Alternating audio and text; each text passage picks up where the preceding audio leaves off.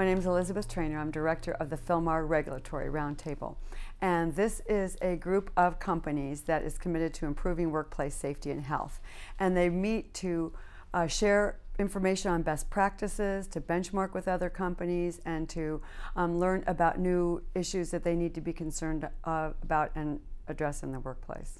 I have over 25 years of experience in occupational safety and health regulatory issues, starting at the American Petroleum Institute and then in consulting, and now with the Phylmar Group. I also have some experience in regulatory advocacy and regulatory analysis as well at the federal and state OHS levels.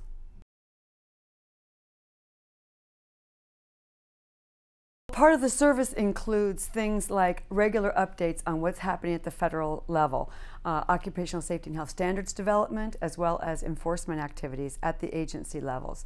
In addition, what's happening in different states, what's happening internationally with new regulations that may be affecting U.S. companies.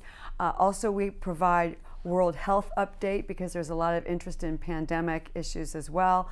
In addition, whenever a state proposes an occupational safety and health regulation, we take a look at it and review it for its potential impact on member companies, let them know of what that impact is, and suggest a possible response. And then I also do regulatory advocacy. I'll go to the actual agency and say, here's the problem that you have.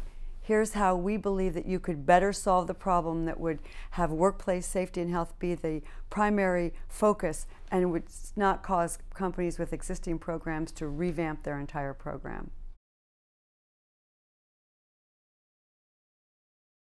It saves them their own staff resources of doing a regulatory analysis and review. So then they have from me the general, and then if there's something specific to their industry, then their people can focus on that. But what I understand is that they're able to save staff resources. The most fulfilling part of this job for me is to take an issue that's particularly thorny, identify what could be a solution, and then convey it to a regulatory agency in a way that they understand that I'm helping them solve their problem, and that what we end up with is a net result of improvement of workplace safety and health.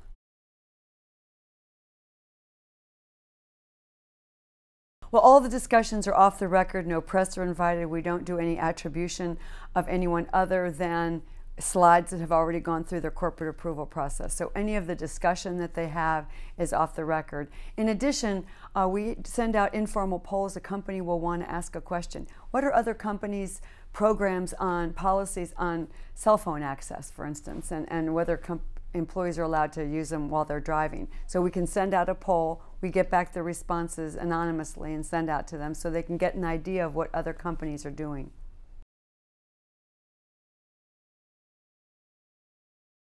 We provide a series of updates on issues at the federal level, regulatory standards development, enforcement, what's happening in the legislature. There's been a lot of legislative activity recently, particularly in the states. We're expecting more at the federal level. We also send out a separate report on what's happening in the states. For those people that have operations in states, they can just forward those. We have an update on state legislative activity as well, which is quite extensive. I think it's about 35 pages of legislation affecting workplace safety and health. We also send out a World Health Update, international update on EPA news that may affect the workplace, and then other things. Green chemistry has been a really big issue lately. There have been a lot of public meetings, and we've sent updates on the results of those public meetings. I think probably the more information these companies have at their disposal to make decisions to improve their own programs, the better they are. And I provide that information. On the other side of the coin, the more information the regulatory agencies have on the real world application of what their standards are going to be and how they're going to be enforced will result in a more effective regulatory standard.